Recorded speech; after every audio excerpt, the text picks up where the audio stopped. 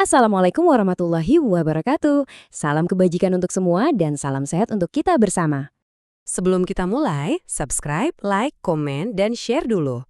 Karena dari sinilah kita bertumbuh bersama. Langsung saja kita mulai. Hari ini kita bakal ngebedah sebuah buku yang jujur saja relate banget sama kehidupan kita sekarang. Judulnya Buat Apa Susah, Lebih Baik Dinikmati Saja, ditulis oleh Dr. Rachmat Maulana.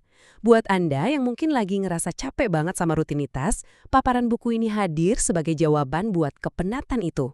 Coba deh dengarkan baik-baik prolog dari buku ini. Buku ini disusun sebagai ruang refleksi bagi siapa saja yang sedang merasa lelah menghadapi kehidupan. Ya, buku ini sama sekali nggak menuntut kita buat jadi sosok yang serba sempurna kok. Sebaliknya, kita justru diajak buat duduk bersandar sebentar, ngelepasin ketegangan di bahu kita, dan menyadari kalau hidup yang kerasa berat ini sebenarnya masih sangat bisa dinikmati dengan pikiran yang tenang. Kita masuk ke bagian pertama, yaitu tekanan kehidupan modern. Pernah kepikiran nggak sih, kenapa belakangan ini kita gampang banget ngerasa lelah? Padahal mungkin fisik kita nggak kerja berat-berat amat. Di era yang serba cepat ini, tuntutan itu rasanya kayak nggak ada habisnya. Energi kita terkuras habis gara-gara beban psikologis yang terus numpuk di kepala. Akar masalahnya sebenarnya ada di pertarungan dua mindset ini. Di satu sisi, ada pola pikir modern. Kita ngerasa harus buru-buru, sibuk bandingin diri sama orang lain, dan terus-terusan nyari validasi. Hidup tuh jadi berasa kayak balapan lari yang nggak ada garis finishnya. Nah, di sisi lain, buku ini nawarin yang namanya pola pikir damai.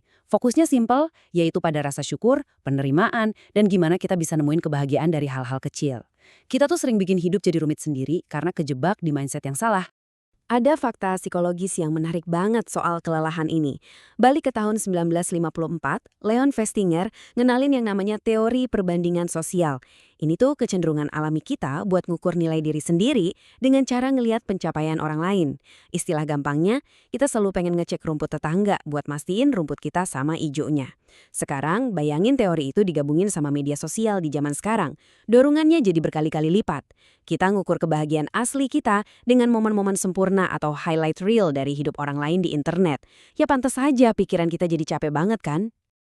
Sekarang kita lanjut ke bagian kedua, seni menerima kenyataan. Biar lebih kebayang, kita bahas sedikit konsep dari Julian Rother yang disebut locus of control. Anggap aja ini kayak setir mobil. Mayoritas kecemasan kita itu muncul karena kita ngotot banget nyoba nyetir hal-hal yang jelas-jelas ada di luar mobil kita. Kayak masa lalu, cuaca, atau apa kata orang. Padahal kita nggak punya kendali sama sekali atas itu semua. Tapi pas kita narik setir itu ke dalam dan mulai fokus ke hal yang bisa kita atur, seperti respons kita, sikap kita, dan tindakan kita sendiri, di titik itulah kedamaian mulai kerasa. Ada satu kutipan dari buku ini yang perlu banget kita resapi. Ikhlas bukan berarti menyerah, melainkan menerima kenyataan tanpa kemarahan dan penolakan yang melelahkan. Kata ikhlas di sini benar-benar jadi bentuk paling tinggi dari ngelepasin beban emosi. Kita berhenti buang-buang energi cuma buat nolak kenyataan yang emang udah terjadi dan ngasih ruang buat hati kita biar bisa napas dengan lega. Konsep ini nyambung banget sama apa yang dibilang Dr. Kristin Neff soal self-compassion atau berbaik hati pada diri sendiri. Sering banget kan kita tuh kejam banget sama diri sendiri. Salah sedikit aja rasanya kita udah jadi manusia paling gagal sedunia. Dr. Rachmat Maulana ngingetin kita, wajar kok jadi manusia biasa. Kalau lagi capek atau ngalamin kegagalan, jangan langsung ngehakimi diri sendiri. Rangkul diri Anda dengan kelembutan yang sama persis kayak waktu Anda lagi nenangin sahabat baik yang lagi nangis. Lanjut ke bagian ketiga. Mengabaikan penilaian orang lain. Kebutuhan buat terus-terusan diakui orang lain itu benar-benar toksik loh. Hidup Anda itu bukan panggung teater di mana Anda harus tampil memukau 24 jam. Maksain diri buat terus jaga image atau impression management di depan umum itu cuma bakal bikin Anda burn out secara emosional. Kenapa? Karena simple aja, kita nggak bakal pernah bisa bikin semua orang senang. Kebahagiaan sejati itu tumbuhnya dari dalam diri kita, bukan dari tepuk tangan orang lain yang cuma sementara. Coba dengarkan dan rasakan kalimat ini. Tidak semua orang harus kagum kepada kita. Tidak semua orang harus menyukai pilihan hidup kita. Lega banget kan dengarnya? Anda tuh sama sekali nggak punya kewajiban buat bikin semua orang setuju sama jalan hidup yang Anda pilih. Jadi, lepaskan aja tuntutan semu itu. Masuk ke bagian keempat, bahagia dengan cara sederhana. Terus, gimana langkah praktisnya buat nemuin ketenangan itu sekarang juga? Pertama, stop banding-bandingin pencapaian Anda. Timeline kehidupan tiap orang itu unik, nggak bisa disamain.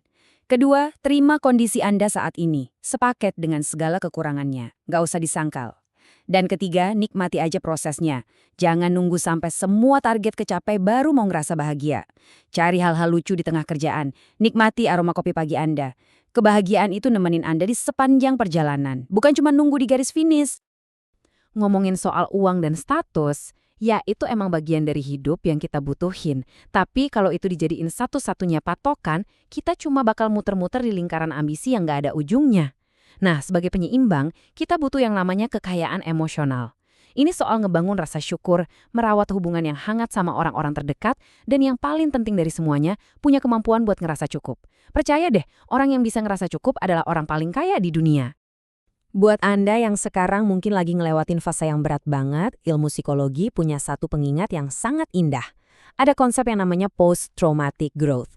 Kegagalan, rasa kehilangan, dan semua kesulitan yang lagi Anda hadapi sekarang, itu bukannya lagi ngancurin Anda kok. Justru sebaliknya, hal-hal menyakitkan itu seringkali jadi proses ngebentuk mental yang kuat, yang nantinya bikin Anda tumbuh jadi pribadi yang jauh lebih matang dan lebih gampang nemuin rasa damai yang beneran.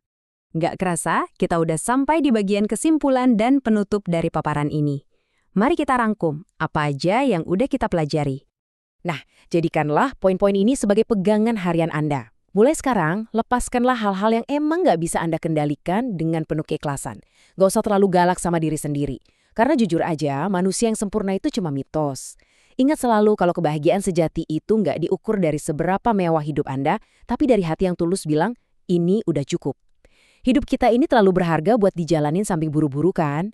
Jadi, pelankan sedikit langkah Anda, tarik napas dalam-dalam, dan nikmati perjalanannya, selangkah demi selangkah. Sebelum kita benar-benar selesai, saya pengen nanya satu hal buat Anda renungkan.